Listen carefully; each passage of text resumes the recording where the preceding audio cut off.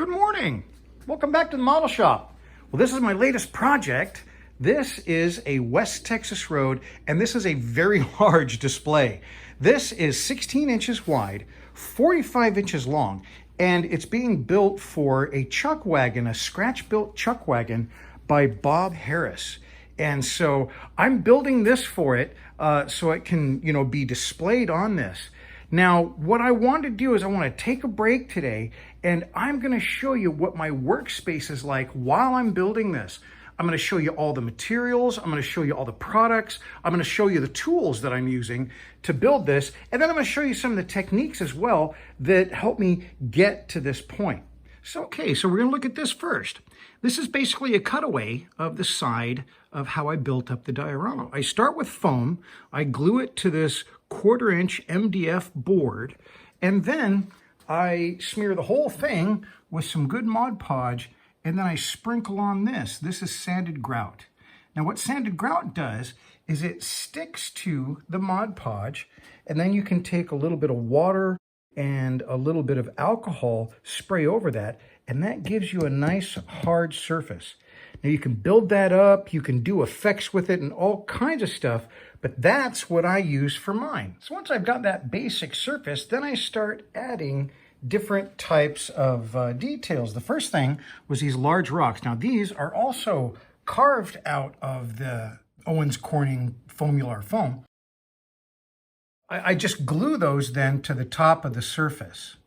Now, when I add additional plants and additional features and things like that, you'll see here the dirt goes right up to it. What I'll do there is I'll mix up some of that Mod Podge and sanded grout, and then I'll put some paint in it, the same kind of paint that I'm using on the rest of the diorama here, and then I'll have this, and I'll just take some of that and then put it on there.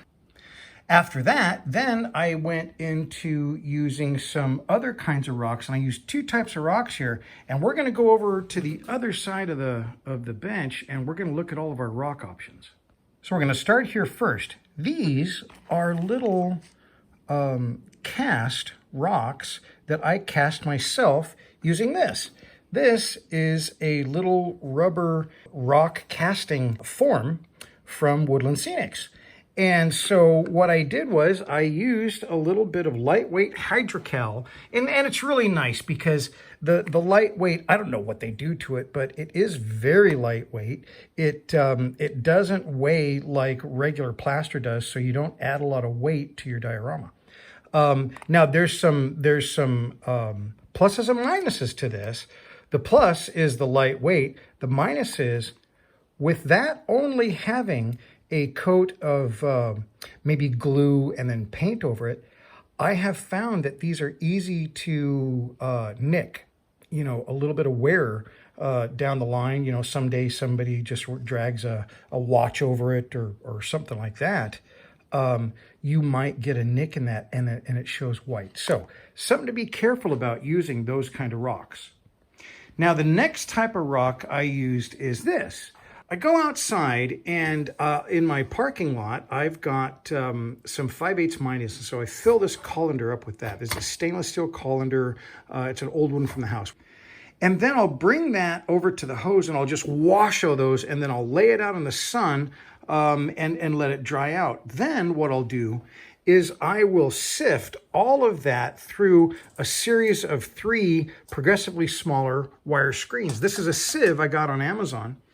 And I'm able to then sort the rocks. And here's what we're left with. And I'm going to show you how I do this. So these are the largest ones.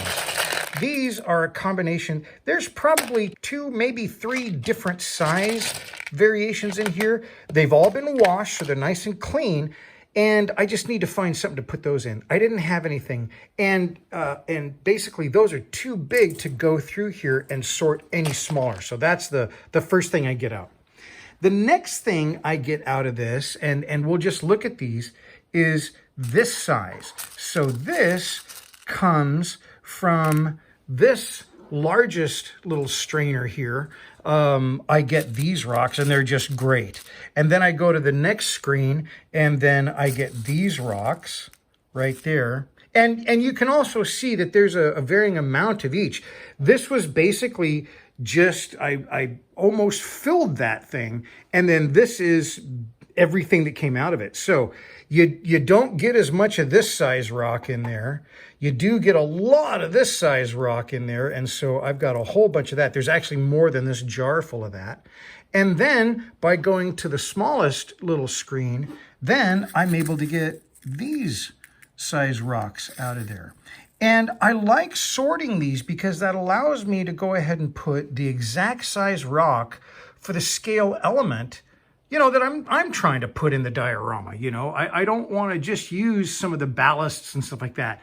The ballast you can buy, which is, and by ballast what I mean is, it's basically like rocks like this different size. You can buy them in the hobby stores, and they're great if you don't have this option. But they do look pretty uniform. These are all varying colors. A lot of times I won't even paint these. I'll add these to a scene and I use their actual color. Or I can paint them. So it's just, it gives you another option. So anyway, all that will get me down to here. Then I took the remainder and then I've got two more little sieves. This is a sieve that I use for lots of different stuff, and we'll show some example of that later. And then that'll give me this. And so this is like the coarse sand. And this right here, I put everything through this, you know, progressively, of course. And then I get a fine sand. And so, you know, for me, now these are materials that I can use. And no joke, the last time I did this was 3 years ago. You get so much material from just like, that is, I don't know, I took a little garden spade and a little hand trowel, you know, and didn't quite fill that thing up. And gosh, so if you don't have any gravel near you, maybe you can go to a landscaping place and just get, this is called 5/8 minus. You can also get 3/8 minus. And that's just the grading, the size of the largest stone in there. So this is 5/8 minus. And so you can ask for that, and you can say, you know, I just want a pail full. And then go in there and mix it up. You want all the different sizes, of course. And then if you were able to use this kind of strainer, if you can, you know, cobble together something like this. This was a set. These three little screens right here came with this little holder, and they just pop in and pop out. And it works wonderfully. You know, it's stainless steel. It doesn't get messed up. I've used it for all sorts of stuff, like wood when I'm trying to dry wood for when I'm doing scale woodworking and things like that. And I've put like stains and stuff on it. But I really like doing that with my own rock. I know where the rock comes from. I know it's super clean. It does give me options because even though these are all the same size, there's some in here that are just, sorry, get my big old hand out of the way. Some that are kind of flat and that color. There's some that are rounded, almost like river rock. So in the past, you know, the last time I did this a number of years ago, I even sorted through these and pulled out the round rocks away from the kind of like the flaked off sheer rocks, because they have different applications in a tiny diorama. So anyway, that's just one of the things I love doing for rock is having my own rock. And now I'm set for a number of years. And if you're interested in more about that, then just ask. So let's go back over the diorama and look at some of the other stuff that I did and talk about that. So after basically getting our base done, doing some painting, well, let's talk about this in order. I got the base done, then I put in some of these rocks here. Those are the plaster rocks. Okay, so those are the plaster rocks in the little, you know, ones that I cast. And then I painted this, and so we're going to talk about paint. And what I did for my paint was I needed a lot of paint. And so I took these. These are like essentials or basics. You know, they have them everywhere. And they're acrylic. This is cadmium red. This is cadmium yellow. And I started with the red. I should have started with yellow, because we're going to start with a base of yellow. And it's approximately, and if you're trying to get this kind of a tone, this, you know, kind of a rust orange-red kind of a tone, then what I did was I actually used about a 60-40 combination, maybe less. You know, I did not have anything. I started with the red, and I had to go 3 or 4 times more with yellow to get what I wanted. And I did end up putting a substantially more amount of yellow to get the color. Once I got close to the color I wanted, then I went to this. Now, this is a standard color that I kind of keep mixed up, and it's burnt umber and black. And it comes out to a very, very deep chocolate brown. And so by first mixing those two to kind of get the orange I want, and then adding the burnt umber and black to that combination, that gave me the base color that I wanted. Now, I have this over here because I think it's you know, if you haven't looked at this before, these are very inexpensive. This is just a little pocket color wheel. Now, I never took art. I mean, I had art in junior high and high school, you know, and primary school, I guess. But I don't remember any of this stuff. You know, I didn't really pay attention in art. So this is really helpful to me. You can just say, look, I'm looking for that color, and that's the color I was looking for, kind of a rust color. And it just tells you if you add black to a red orange, and if you don't know how to get red orange, you go to red and you say, how do I get red orange? You know what I'm saying? You just kind of mess with this thing and you get the colors that you want. And so it's a wonderful tool. There's another shade, you know, deal here, and there's some complicated looking instructions there. I don't know if I want to mess with that, but it's not too bad. And pick one of these things up. I don't know how much they are, but they're not expensive, and it can really help when you're trying to figure out a color like that. So anyway, back to this color. So I got that beautiful color, and then what I did, and boy, I said I was going to have everything over here. I don't have it. I used white, just some white to go ahead and drizzle along the insides of these tracks. You know, the whole thing is red. Here's a picture and a video of it here. So the whole thing is red, and then I used just white in the center, and that gave me the lighter color for the tracks that I'm looking for. So that's how we got to the painted stage, and we had some of those rocks on there. Remember, I said these are those rocks that are the ones that are cast. Well, then I got my other rocks here, and then I started putting in other rocks. I concentrated on the flatter rocks, and when I was applying these, I pressed them in. This is still soft enough to be able to press. I'm not going to do it now because it'll actually dent, but it's soft enough to go ahead and press into and kind of get these little rocks so they're sitting down at or just above the ground. And I think that's important. You know, if you see your rocks and they're sitting proud and you can kind of see underneath them and stuff, they don't look like they've been there very long. I'm not saying that's not true. It may be the rocks that you're doing your diorama are that way.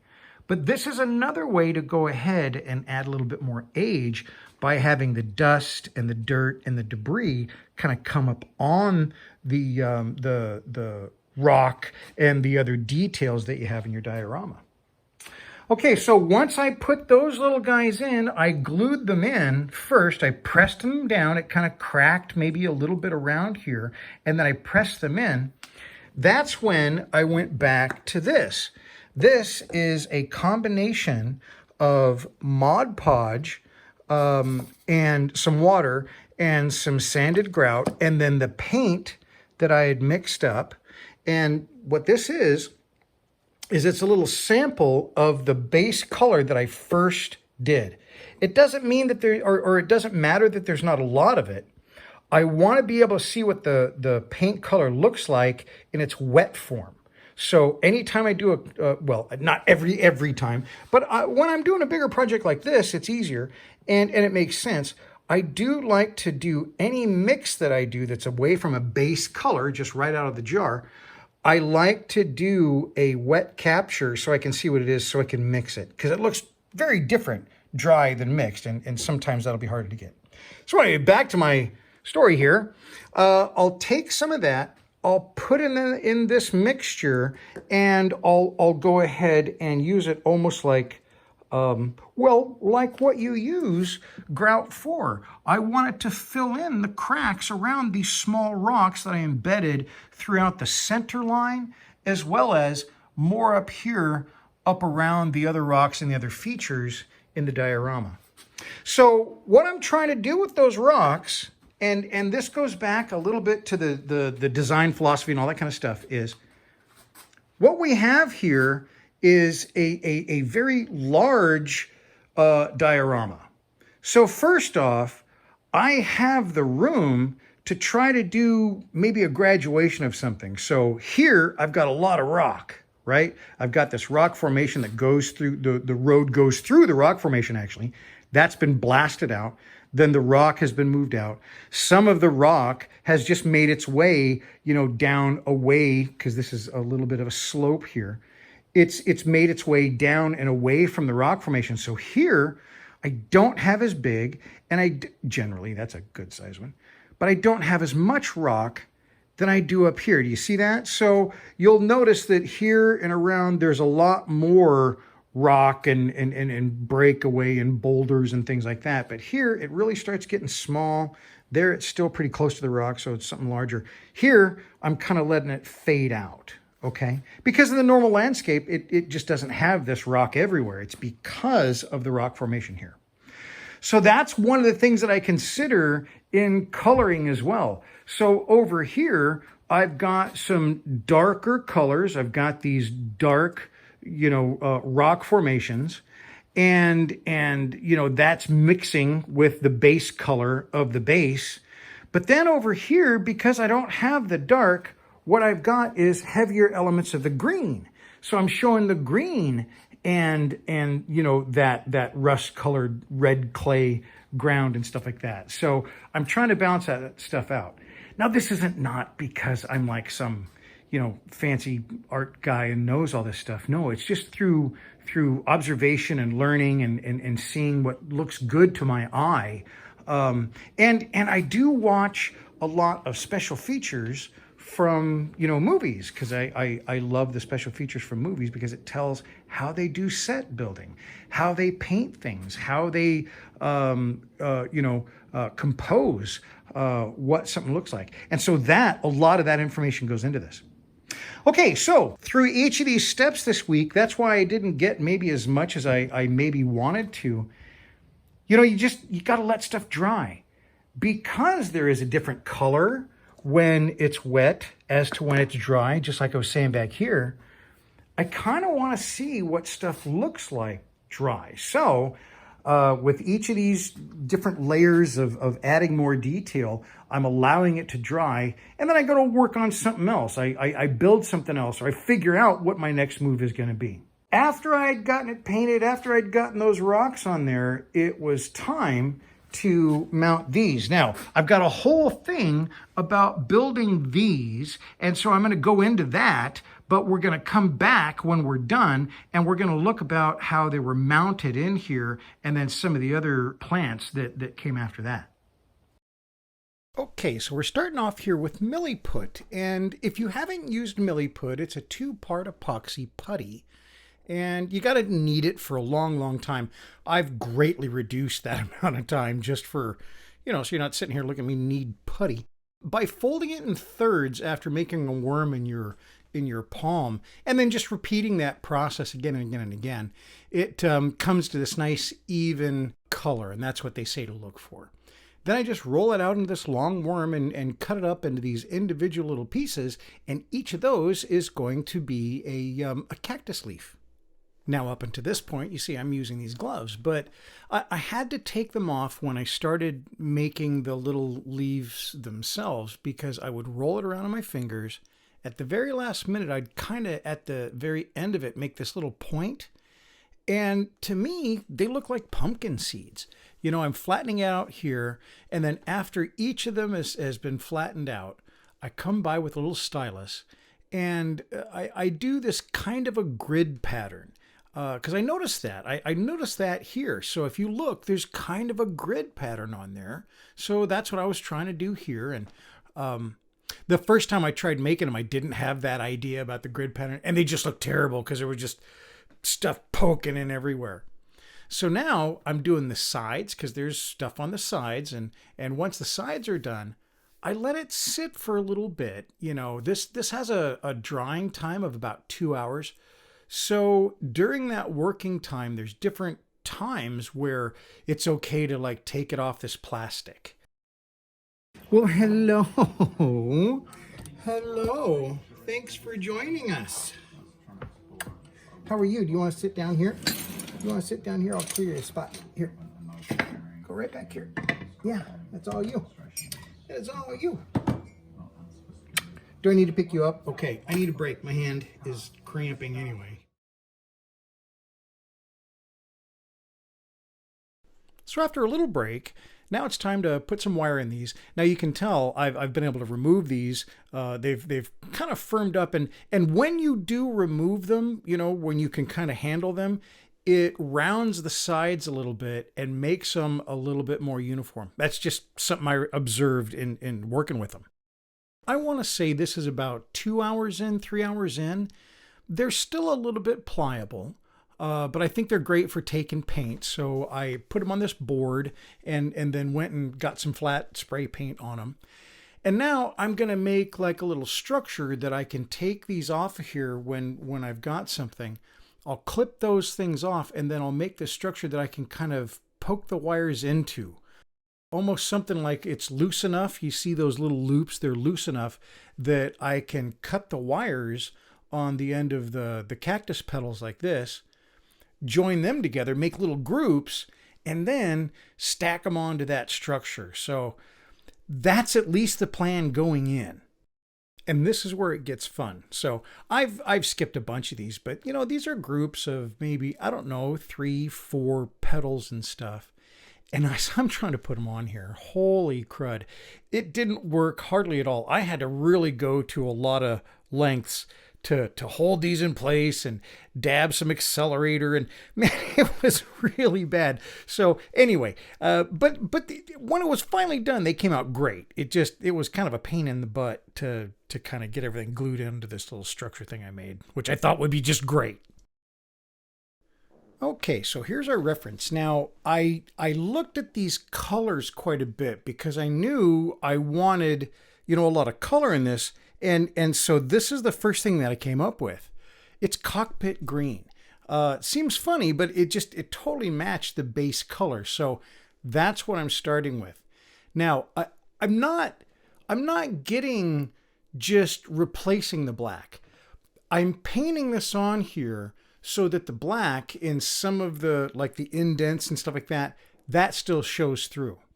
Then I wanted to take care of kind of like the yellowing and you saw some of the damaged, you know, petals, I guess they're called. I don't know if they're called petals or whatever, but some of them were damaged, so they had yellowing. So I'm using this dark yellow too for that. Then I took flat yellow, flat blue, mixed them together and got this really nice bright green. And I put that on the tips, the ends of each of the little petals. And then the last thing was just yellow by itself, just here and there. Not a lot, you know, just here and there as like an accent, just like I saw in the reference pictures. And I'm pretty darn happy with them. So I hope that was interesting. I really liked building or making, I guess, the little cacti. I think the thing that really helped was, you know, using some great reference pictures from Bob and using those and the yellow, figuring out that yellow is in there, how they kind of connect to each other. And when I built them up, I said, you know, I don't really want to do the spines. I tried that before. The little pattern, you saw the pattern that I made in these cacti, that helps make it look like the little buds or the little areas where the spines come out. So after building those, I wanted to, you know, get them in here. And while I did want a large area over here, like I said before, to try to balance the colors and things like that in the diorama.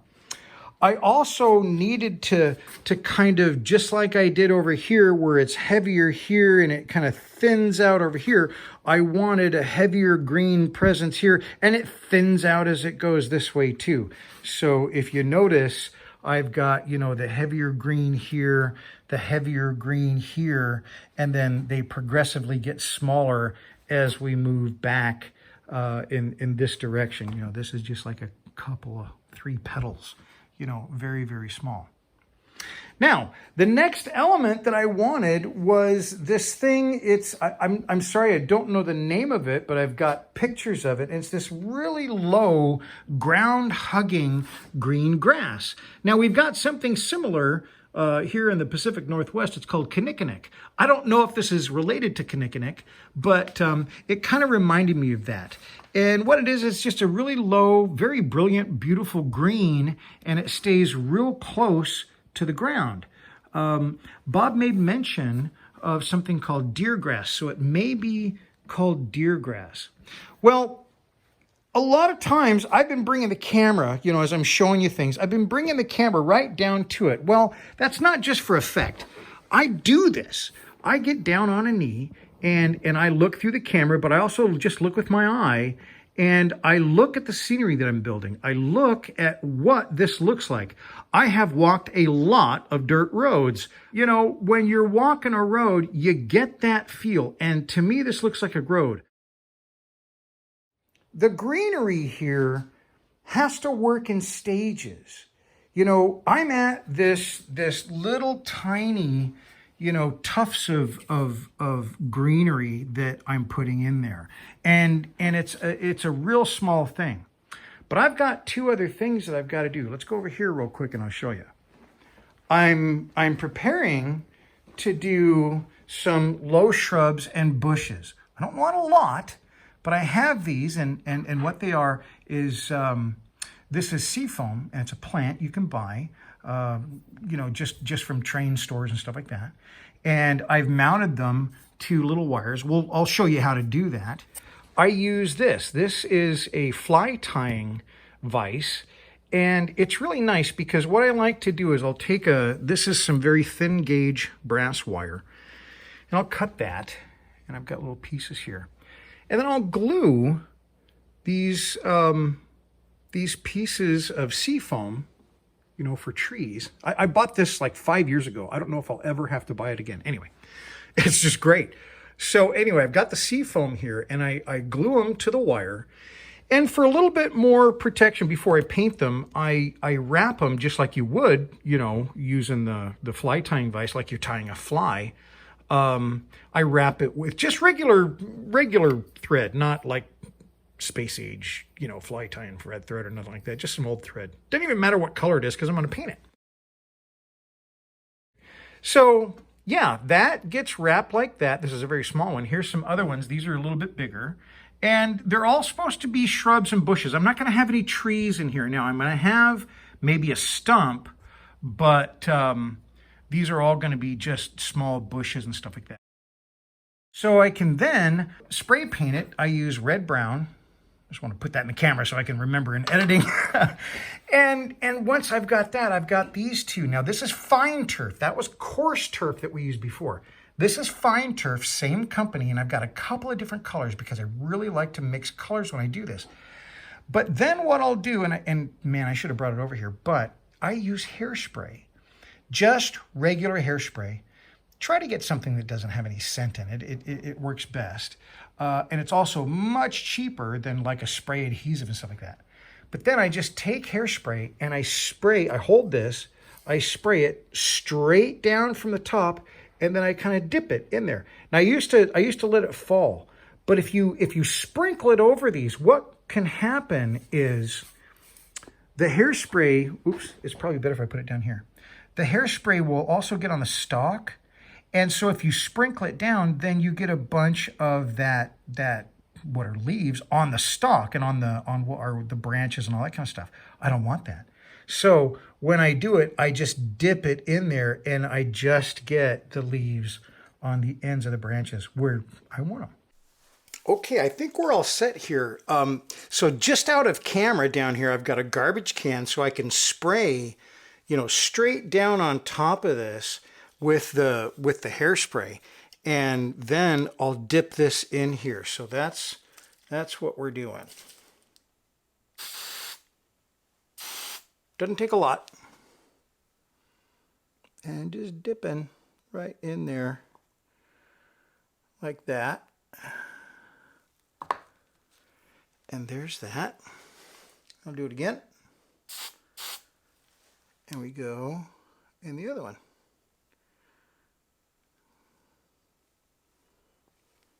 There we go. So there's a, I want to do the sides here.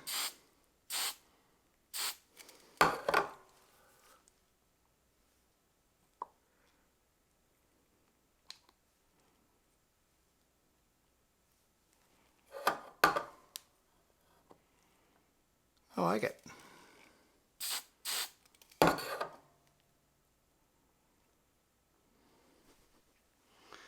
Here we go. I think that looks pretty good. I'll take another picture of that so it's easier to see.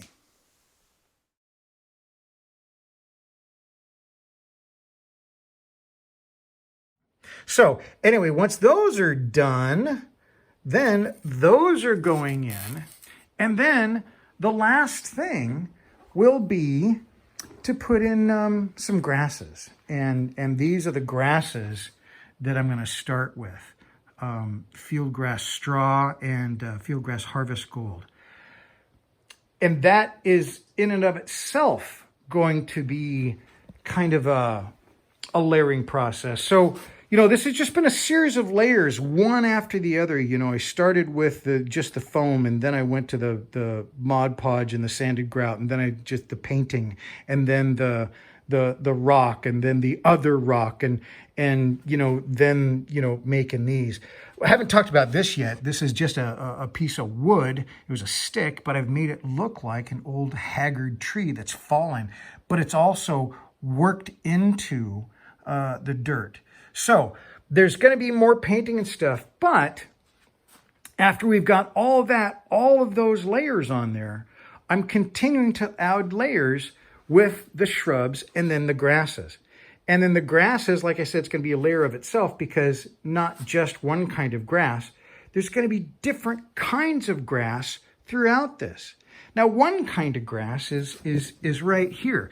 If you look at the base of all these prickly pears, is you've got a bunch of grass in there. And what that is that's where the deer, Bob told me this, the deer can't get to the grass. Now, it'll still die and it'll still be in there, but they can't get to it because of the cactus. So that's some that's in there, and I had to do that to all these. But there is going to be grass all over this thing. And that, you know, helps explain some of these really vibrant, bright colors. I want them to be a little bit overemphasized. I want a very, very mottled finish so that when I've got the grass in here, because that's a disruptor in your vision, I've got these different colors of grass, because I've also got some greens and some other, you know, 3 or 4 different tones of green and even some yellows back in there to mix with the sand and the hay. So I'm going to have grasses all over here, different kind of varieties of grass, different heights, different clumps, different little areas, little stragglers, whatever. So that is going to be a deal all of itself. And I think it's going to take quite a while. But once that's done, I think we're going to be there. I think that's really going to be the last part. I just say that and I remember, well, maybe not. Okay, let's talk tools. Now, I don't necessarily use all these tools, but I wanted to show that I have a lot of my tools, the ones that I use primarily, in little caddies that I can move to one area to the next. Now, I am using a lot of these while I'm working on this, you know, the tweezers and stuff going in and out of here. But I really think it's nice to have these little caddies that sit on the bench while I'm working on the bench, but I can also bring them over here when I'm doing, you know, something very large like this. And it's really fun to have everything at your needs. You know, one thing that I don't think that I really explained at the beginning of this is why this format that I wanted to show you all came about. Well, as I'm building, this is exactly how it is. Now it's cleaned up. I kind of picked up and I ordered things, and while I'm building, it's not. This is just completely, everything's here, but it's just everywhere, and I'm grabbing at stuff. And I do try to put things in a certain place, but it doesn't look this nice. So let's look a little bit deeper at some of the stuff that I talked to you about, and I just want to talk to you how I have this here and why I have it.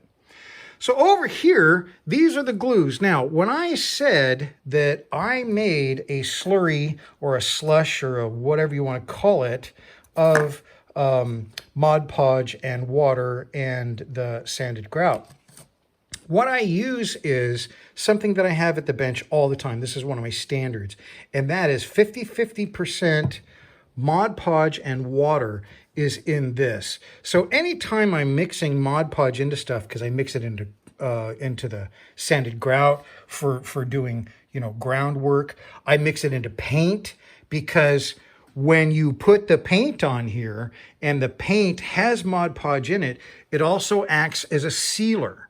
So that will seal the top of your foam if there's Mod Podge in it. With just paint, it won't. So that's one of the things that I always keep in it and I use all the time. When I'm putting in the rocks, when I was putting down both these small rocks here, but then also these larger rocks that are the cast ones, the ones that are made out of the plaster, I put those on with this. This is scenic glue, and I like the scenic glue. It dries flat, and so it's invisible. But I did notice this one thing. I'm going to come back to these other things here in a second. If I look here at a very extreme angle, you see that? See the shine around those rocks? Well, that's from the glue that I had there when I had this other kind of the turf, the connected turf stuff.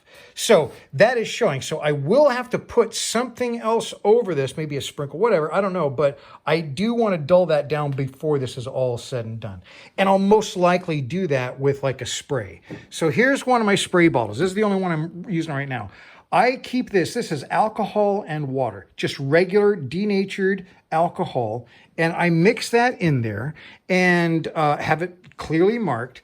And what that does is it adds the ability for the surface tension of this surface, like after it's dry, if I put something on it, the surface tension, because it's so rough and coarse, it may not want to soak in. Well, the alcohol in there allows for that. I mix it with water just so I'm not using as much alcohol. It's the alcohol that gives you what you want. When I'm doing painting, though, I want to use alcohol and water with my acrylics for, the big sweeping paints that I've done on this.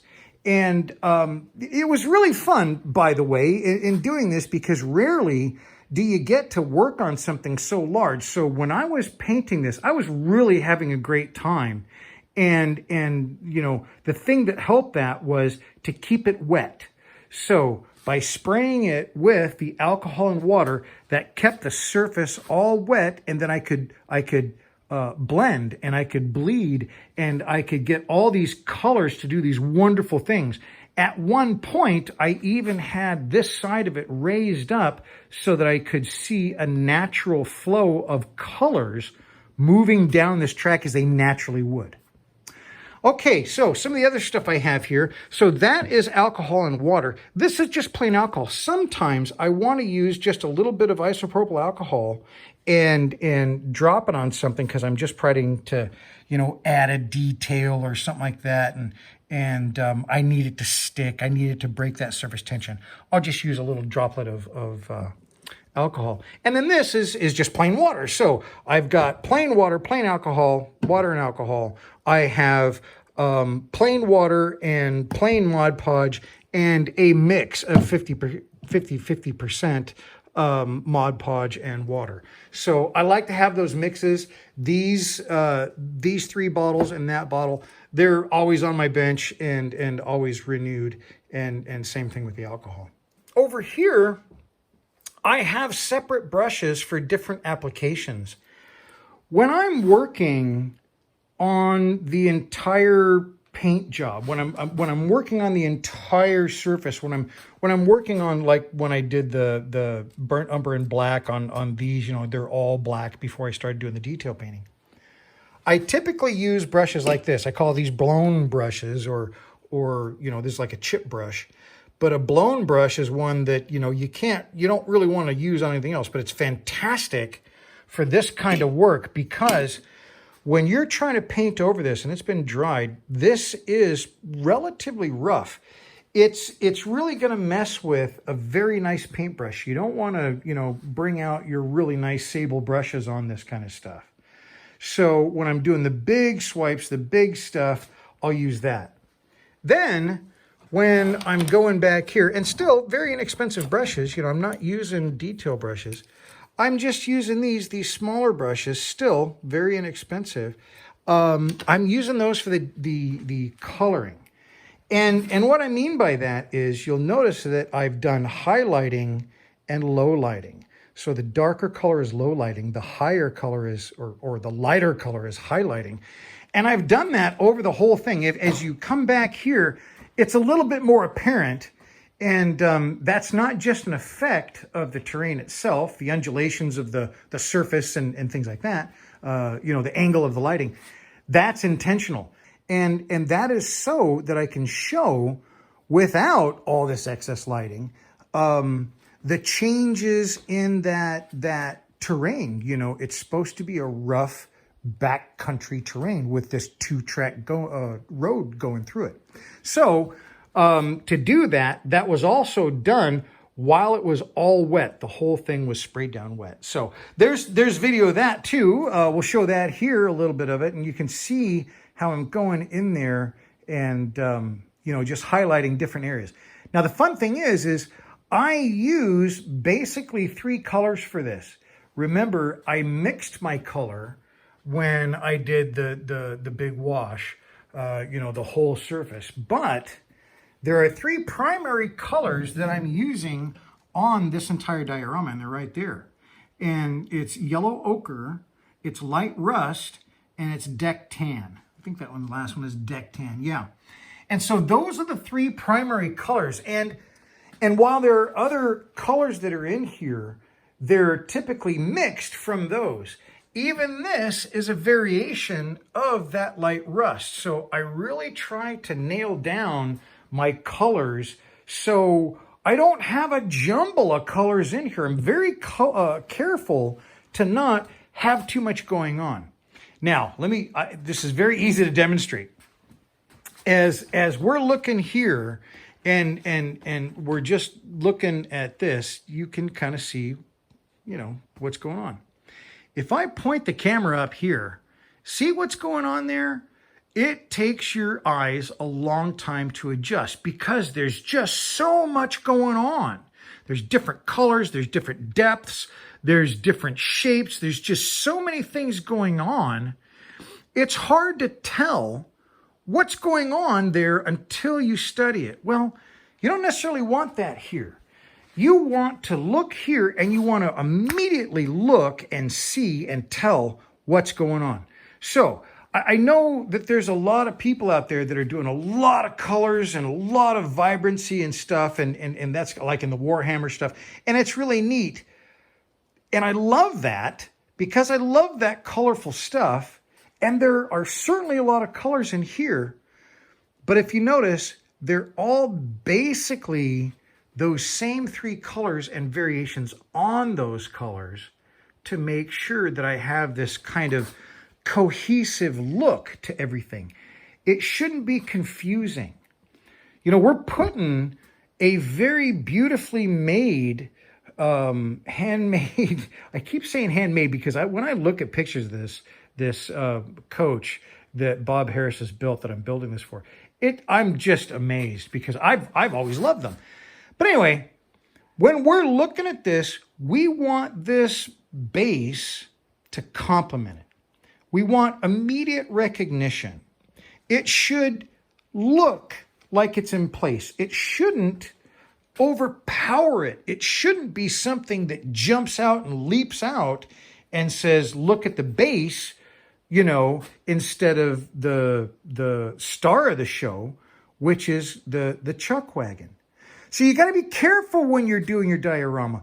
It needs to look like where you want your thing, whatever you're doing. It could be a tank, it could be a vehicle, it could be an aircraft, it could be people marching, it could be whatever in your diorama. You want it to look so or like it matches. You know, it can't be all this jumble of stuff. You know, there's our example. It's this wash of all these things and different colors and different shapes. Your mind can't quickly decide what's happening. We want to simplify that in our diorama by using the same colors, using a consistency in your design, and trying to make it easy for what this is representing and what's going to be put on it are the same thing. You know, they need to complement each other. If you put something in here, like maybe it's a joke and you want to, you know, put something that's completely not related to this, you know, maybe that's your aesthetic and you're looking to do that. Fine. But typically you want them to work together. So this is going to be a little bit of a longer video, of course, or it has been a longer video, I should say. But I really wanted to take my time and show you how I got this far and the materials and tools that I use, the different techniques, the different things that go into, you know, building one of these dioramas. It is an absolute joy. And I guess I'll stop with this. If I look at this right here, I see something that I grew up with and I thought was just the most wonderful thing. And it's over here. I brought a book out because I grew up loving these. Now the cover, it's been a coffee table book and it was under a side table. So this is all, you know, sun bleaching and stuff, but it's the American West landscape. So real quick, I'm going to pull these open and look at them. So these are the kind of landscape paintings, you know, a lot of people have seen. And I just always thought these were beautiful. This is something from, you know, early as a kid. I was just absolutely fascinated by, you know, these big sweeping landscapes and stuff like that. Well, not being a painter, but painting, you know, on virtually every project that I do, something like this, something this big, this big, you know, landscape where I can literally stand back and huge brush strokes to try to get these colors and stuff like that. I got to tell you, it was just the funnest thing. I am just having a ball and I'm still enjoying the heck out of it. So, you know, when you're thinking about what you're going to build, when you're thinking about, you know, if you're even going to maybe try something like this and you're saying, well, maybe I'll try that, but I don't have anything that big. Maybe even just do a landscape sometimes, because the joy that I have had just in building this and putting this all together has been well worth the maybe a little bit of inconvenience by taking up a large you know, part of my shop. It's really been enjoyable. So thanks very much.